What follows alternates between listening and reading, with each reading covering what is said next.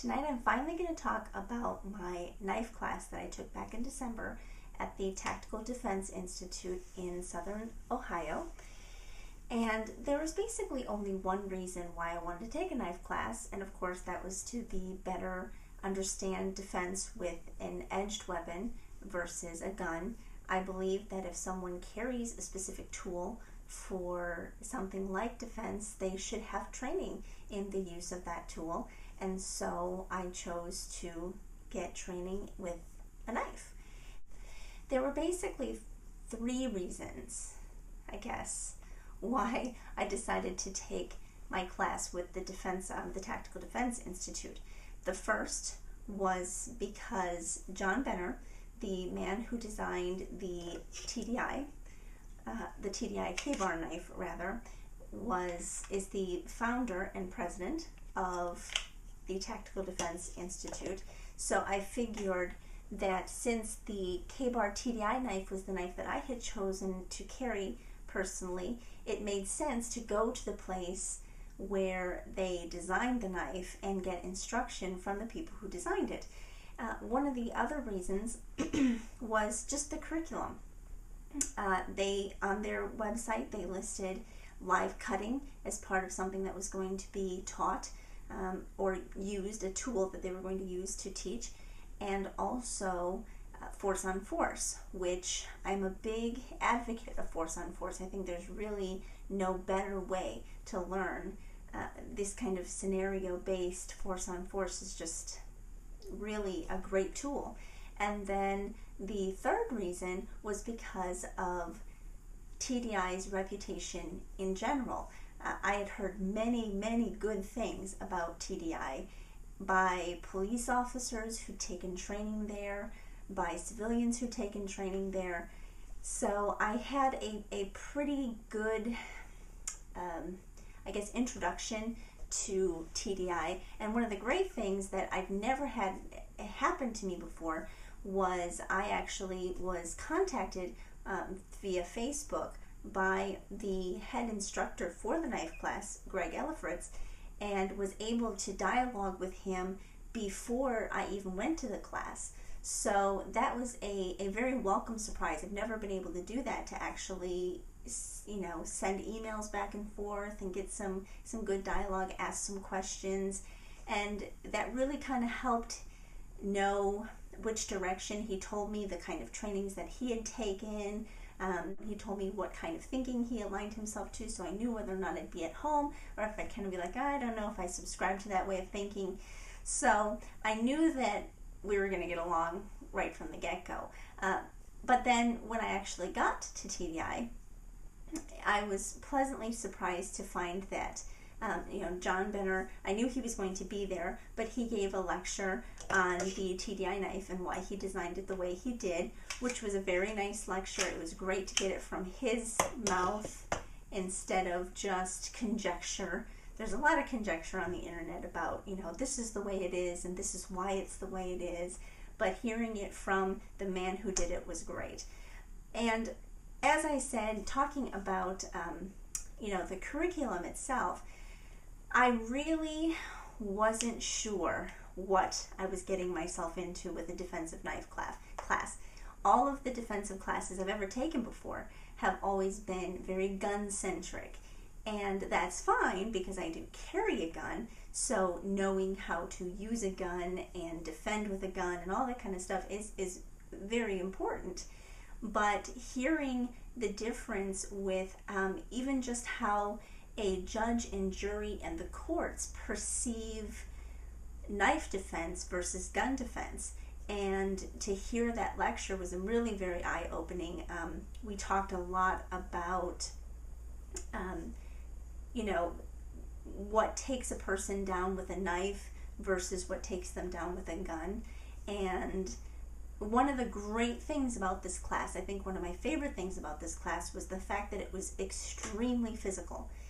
And what I mean by that is we spent very little time listening to lecture or watching videos or anything like that. We were up on the floor with sparring partners, with training knives, really going at it, and practicing opening. If you had a folder, I also brought my cold steel tie light as my folder. So I had the tie light as my folder and the TDI K-bar as my fixed blade. And practicing, of course we had trainer folders and trainer TDIs, which they had plenty of there at the class. But being able to work those under stress, work them with people coming after you, seeing the difference between your draw speeds of your folders versus your fixed blades was a huge eye-opener. But then actually being up there and sparring with people and defending against certain grabs and certain holds and takedowns, we did a lot of that on the first day. And the second day was where we really got into defending against, unarmed, defending against a person with a knife, defending against multiple attackers. That's when we did the live cutting on the deer carcass. Oh, hi, kitty. What they had was they had a deer carcass there that had been donated. It was legally tagged, but it wasn't fit for consumption, so it was donated to the class. And we were able to just, sometime right before lunch, we were able to go out and do some cutting, do some stabbing, to practice everything we learned. We learned a variety of different slashes, different stabs, ways of wound enhancements, and we got to practice all those on a carcass that was meat and bone and, lungs and all those things. I got to see a very nice slit open windpipe, which was really kind of interesting, and seeing how different cuts worked on different parts of the flesh, how things worked on a very bony surface versus someplace very soft like the neck, how much resistance, if any, around the rib cage area. So all of that was extremely, extremely educational, and something that you really can't get unless you go to some place that can really do that for you and let you get that live cutting experience. And then what we did in addition to that was they put clothing over top of the other side of the deer, and we actually got to practice those same techniques on a clothed, fleshy, boned structure, which was another great eye-opener to see how much things changed and to hear the instruction on how different techniques work for different, different clothing, different knives work for different cuts.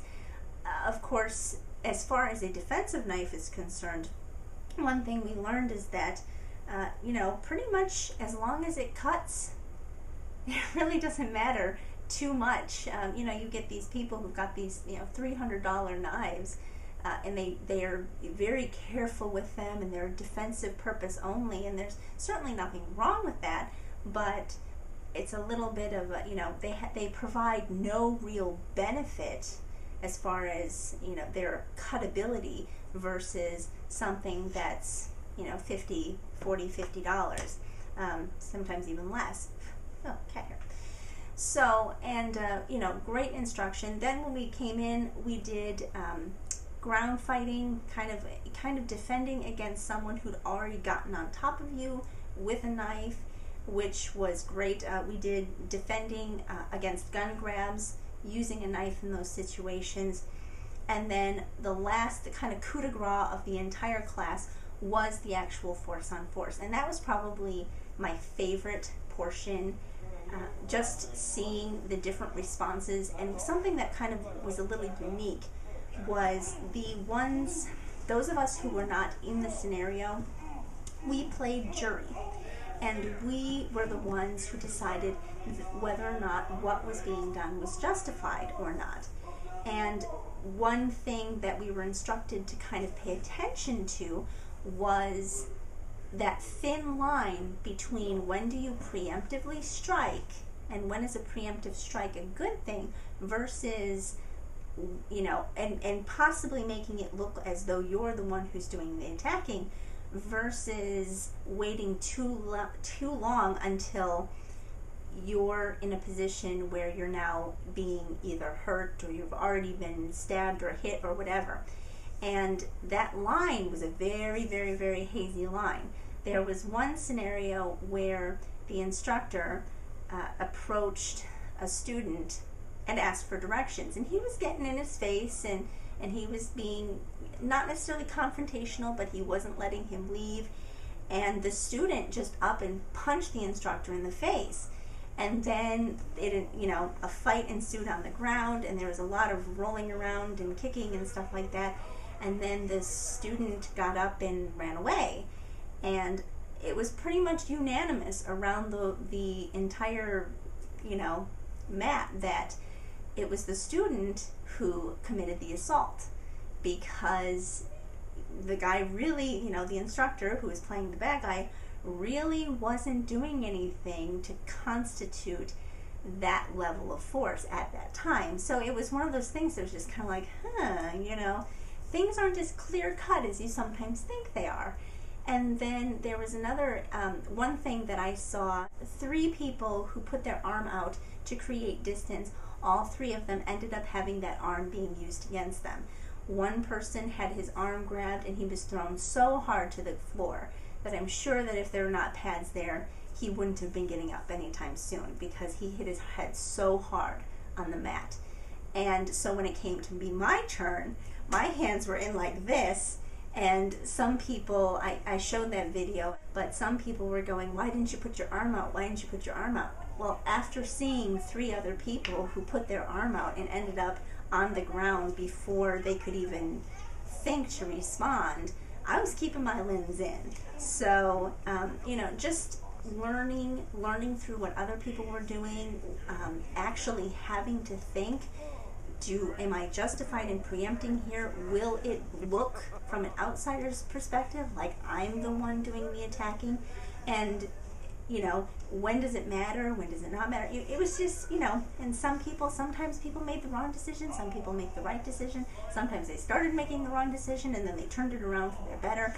And that's the thing. These scenarios and these situations are so fluid, and it's almost as though there's no correct answer. It's all about just, I don't want to say making it up as you go along, but just applying what you've learned and trying to apply it in the right way. And that was one of the most vital parts of the class, was just trying to put all those little pieces together that you learned from those whole 2 days and trying to make them work for a positive outcome in that kind of a scenario. So it was a great class. I learned so much. I learned so much about knife defense techniques, ways to carry the knife that would be easily accessible, fighting off multiple different attacks from multiple different angles, even, like I said, from the ground, which was, something that as a woman kind of intimidates me. And I think that, I will definitely be going back to TDI for more classes. I actually am scheduled for one this spring, because I greatly respect all of the information. One of the things that was wonderful about this class was that the instruction was designed around the idea that it's not a lot of maneuvers that you have to work on and master in some way. Instead, it was things that you could take and put to use immediately the moment you walked out the door and entered the parking lot. It wasn't a lot of, complicated grabs and throws and joint locks, and it was just simple techniques that even someone as small as myself could use immediately and use them effectively. And I really felt that walking out the door, I was more prepared than when I had walked in, which I can't say about some of the classes that I've taken. Some classes I've come out going, well, this might work and this might work, this might work, but I really don't think I'm ready to try that. Or, I've tried it again at home, sparring against my husband or something, and found it to be miserable and not work at all for me, and going, why did they even teach that to me? It doesn't work. I did not feel that way at all with this class. There wasn't a single technique that I went, I don't think that'll work for me. It was all just very easy, very simple, very devastating, but very quick and as efficient as possible, which for something so close and personal as a potential knife fight that's kind of what it needs to be. So huge thumbs up and great kudos to the TDI knife defense class. If you ever get the chance to go, I strongly recommend you do.